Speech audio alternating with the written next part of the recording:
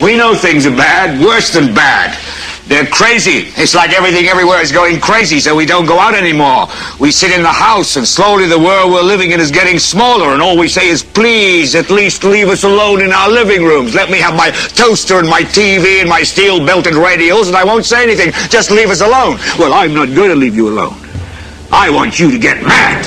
Ameeriklaste tehtud dokfilm Ajavaim näitab selgelt ja lihtsalt, kuidas raha üldse maailma tekib. So, the exchange has been made and now $10 billion sits in a commercial bank account. Here's where it gets really interesting.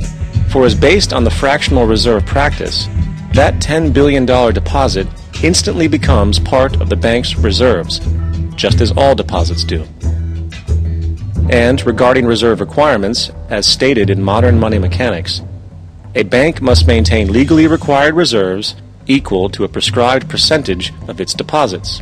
It then quantifies this by stating, under current regulations, the reserve requirement against most transaction accounts is 10%. This means that with a $10 billion deposit, 10% or $1 billion is held as the required reserve, while the other $9 billion is considered an excessive reserve and can be used as the basis for new loans. Now, it is logical to assume that this $9 billion is literally coming out of the existing $10 billion deposit. However, this is actually not the case. What really happens is that the $9 billion is simply created out of thin air on top of the existing $10 billion deposit. This is how the money supply is expanded. Kohe järgmisena selgub ka peamine, kes tegelikult meie maailma juhivad.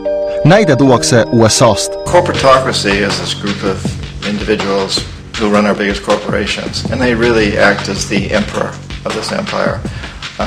They control our media, either through direct ownership or advertising. They control most of our politicians because they finance their campaigns, either through their corporations or through personal contributions that come out of the corporations. Põnevust lisab nõndanimetatud majandussurvestaja intervjuu. Ta räägib, kuidas toidetakse impeeriumi ja ikka alati, pange tähele, teiste maade arvelt. But perhaps the most common is that we will identify a country that has resources our corporations covet, like oil, and then arrange a huge loan to that country from the World Bank or one of its sister organizations.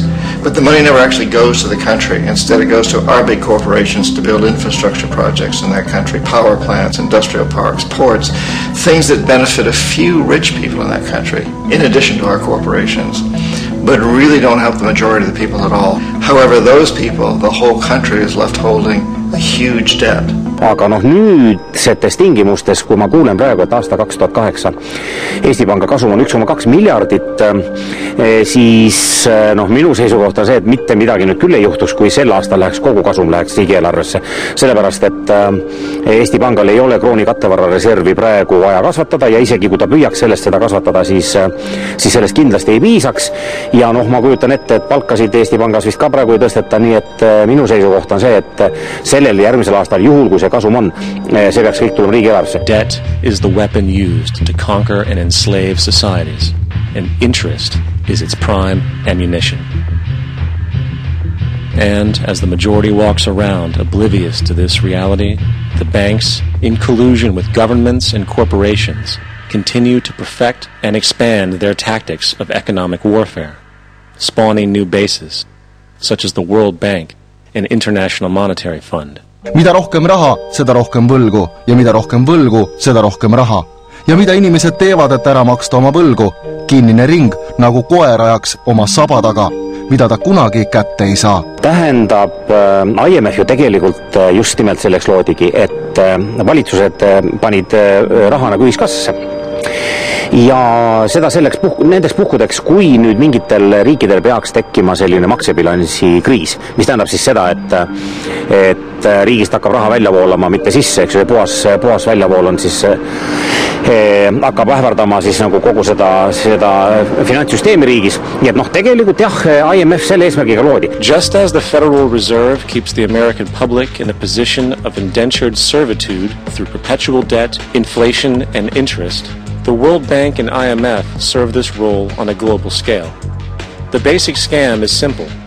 Put a country in debt either by its own indiscretion or through corrupting the leader of that country, then impose conditionalities or structural adjustment policies, often consisting of the following.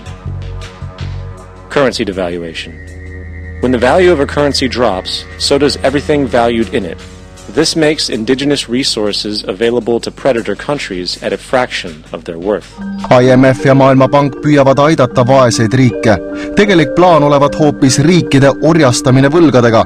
Rahandusminister Ivari Padar on juba väitnud, et raha laenamine IMF-ilt poleks õige, see kahjustaks Eesti riigi mainet. Häda on milles? Häda on milles, et IMF sellise laenuandmise poliitikaga on ära rikkunud ikkagi terved riigid ja rahvad selles mõttes, et valitsused, kes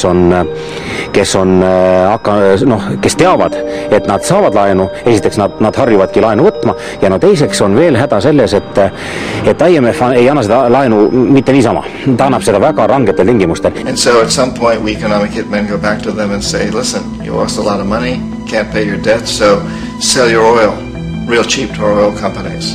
Allow us to build a military base in your country or send troops in support of ours to someplace in the world like Iraq or vote with us on the next UN vote. To have their electric utility company privatized and their water and sewage system privatized and sold to U.S. corporations or other multinational corporations. So there was that whole mushrooming thing, and it's so typical of the way the IMF and the World Bank work, that you put a country in debt, it's such a big debt it can't pay it, and then you offer to refinance that debt and pay even more interest. Eesti Vabariigil on veel plaan laenata Euroopa investeerimispangalt 550 miljonit eurot ehk 8,6 miljardit krooni. Tegelikult on nüüd niivis, et intress tuleb nagunii, ega valitsusi ise midagi ei tooda. Välja arvatud see, et meil on mõned riigiettevõtted, eks. Valitsuse tulu on ikkagi 90% on ju maksutulu. See tähendab seda, et igasugune intress tuleb tagasi maksta lõppude lõpuks ikkagi maksumaksjal. Ja kusjuures see ongi, mida väga vist nii avalikult ei taheta ja valjuhäälselt välja öelda, aga et valitsus on ainukene selline majandusobjekt, kes saab niiviisi laenu võtta, et laenu tagasi maksab keegi teine. Money can only be created out of loans. How can society ever be debt-free? It can't. And that's the point. And it is the fear of losing assets coupled with the struggle to keep up with the perpetual debt and inflation inherent in the system, compounded by the inescapable scarcity within the money supply itself, created by the interest that can never be repaid, that keeps the wage slave in line, running on the hamster wheel with millions of others, in effect powering an empire that truly benefits only the elite at the top of the pyramid. For, at the end of the day, who are you really working for? The banks. Money is created in a bank and invariably ends up in a bank. They are the true masters, along with the corporations and governments they support. Mis võib juhtuda, kui tõepoolest Eesti kroon devalveeritakse? Nii nagu Savisaar ütles, jah. See vist ei ole poliitiliselt väga korrektne, mis ma nüüd ütlen selle peale, aga kuna ma olen selle massimeedias juba välja käinud, siis ma ei häbene korrata ka, et see võrduks nagu siis püksi pissimisega. Seda esimesed 3 sekundit oleks väga hea ja soe, aga siis kohe oleks külm ja märg. Tähendab, esiteks see jutt ise on umbluu ja teiseks see ei lahenda mingeid pikaajalisi probleeme. See on devalveerimine tähendaks umbes seda, et kui meil avastab, et inimesel on palavik, siis me paneme külmkapi ja jautame lihtsalt maha, aga me ei tee mitte midagi selle palaviku põhjusega. Ja selles mõttes ka see devalveerimine ei ole õige majanduspoliitiline samm, et ta ei lahenda ühtegi seda probleemi ära, mis on tekitanud selle meie tänapäevast probleemid. Mõnele vaatajale tundub kogu see lugu kindlasti uskumatu muinasjutulise vandenõu teooriana. Pigem tahab inimene mõelda, et kuskil ilmas on olemas ausus ja tõde, et sellist tänapäeva riikide orjastamist siiski pole. Aga ehk oleme kõik elanud siiamaani silmad kinni. Miks muidu see film Raha ilma ühes võimsamas riigis USAs keelatud on? Ehk paneb film inimesed mõtlema. I don't want you to protest, I don't want you to riot, I don't want you to write to your congressmen because I wouldn't know what to tell you to write. I don't know what to do about the depression and the inflation and the Russians and the crime in the street. All I know is that first, you've got to get mad. You've got to say, I'm a human being. God damn it! My life has value!